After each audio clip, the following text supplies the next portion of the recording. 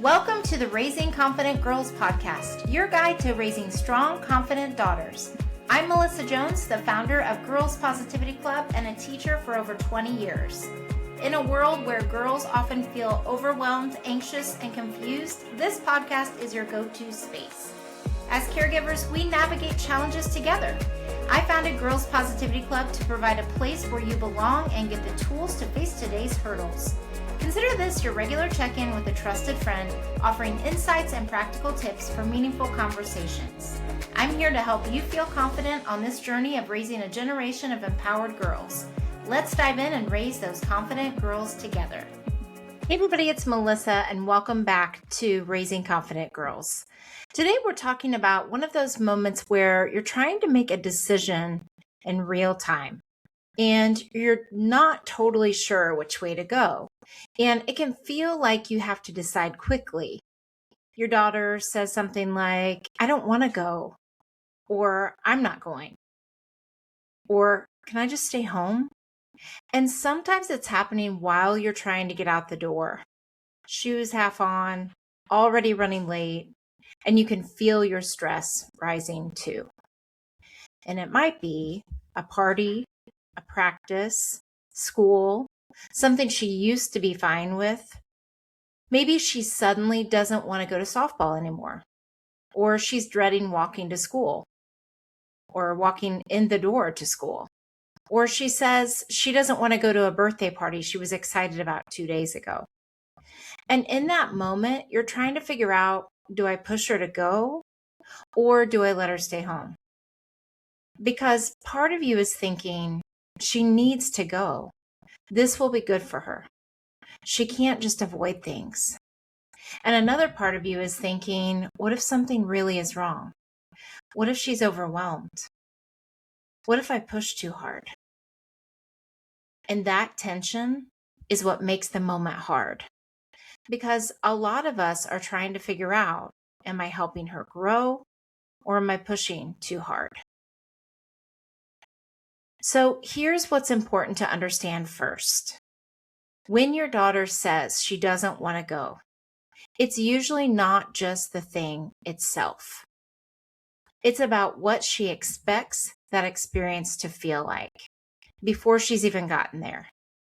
She's already imagining how it might go, how she might feel, what might happen, and something about that picture doesn't feel good to her.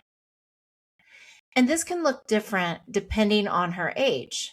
A younger girl might say, I don't want to go and stay close to you, or get quiet and clingy. And I've seen girls do this at camp where they hold on to their moms really tight or their dads, because they're just not sure how things will go, especially the first time they go somewhere. An older girl might shut down, refuse to participate, get frustrated, say, I just don't feel like it, without explaining more. But underneath both of those is usually some version of, I don't feel good about how this is going to go. Or there's an uncertainty. Or maybe something happened the day before and she's afraid to face whatever it is. Or maybe something feels really hard and she's not sure how she'll do. It could be a number of things. And why this feels so hard for you as the parent and the caregiver is because it gets tricky. It isn't just about what she's feeling. It's about what you think she needs. So that is the tricky part as a parent. You're trying to balance helping her grow and protecting her at the same time. And those don't always point in the same direction. And that's where you start to second guess yourself. I know I have. If you always let her stay home, you worry she'll start avoiding things. If you always make her go, you worry she'll feel pushed or unsupported. So it starts to feel like there's a right answer here and I don't want to get it wrong. And so instead of trying to figure it out, do I push or not? The better question becomes, What does she need from me in this moment? Because the goal isn't just getting her to go or letting her stay home. The goal is helping her move through the moment in a way that builds confidence, not avoidance and not overwhelm. And before you respond, even just taking a second to pause can help you step out of that pressure to decide quickly. Because when we rush the decision, we usually go to extremes. And I know I saw this even last year at camp where there was a girl who joined half day in the afternoons and she did not want to come in. She was very unsure, even though I welcomed her in, I got her started and included in the activity right away. And she still just was hesitant. And when the parents came, I talked to them about it and they were like, oh, yeah, she feels like this a lot. And so I said, well, I'm going to talk with her and see if we can figure out a way to help her feel more comfortable. And so come to find out, and I had no idea of this. I just thought she was shy because, her parents had said she takes a little bit to warm up, things like that. But I just had this feeling, even though I know she's not my child, but in working with girls for, 23 plus years, 23 in the classroom, and then more than that over the years with clubs and camps, is like, okay, I'm feeling that there's something else going on. And it was that because she came in half day in the afternoon, she felt like everybody had already made connections and that they wouldn't be open to being friends with her or including her.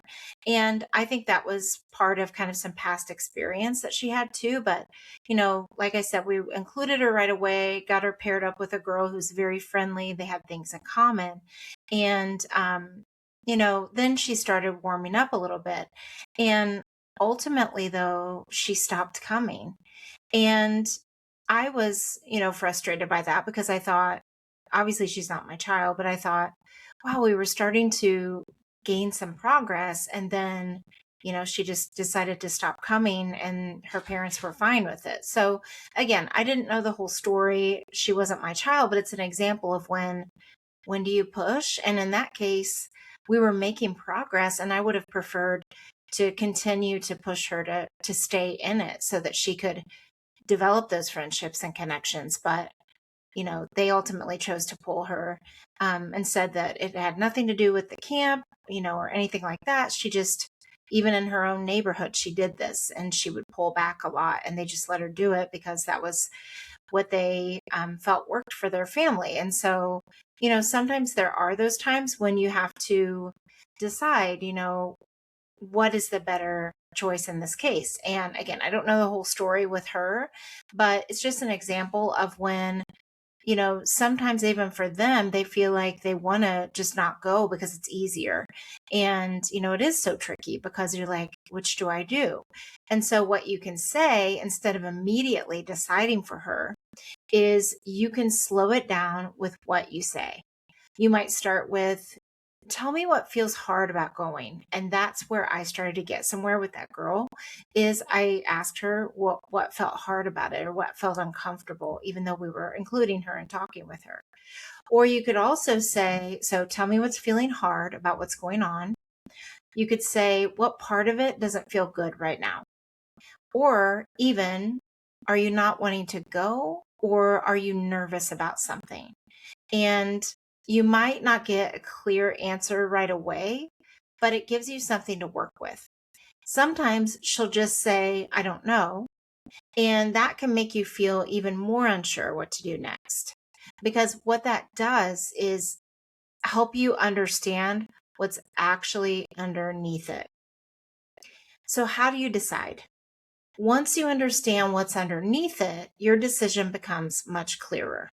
Not easier, but clearer. If it's discomfort, nerves, or uncertainty, there's usually a moment to gently push, not force, but support her through going.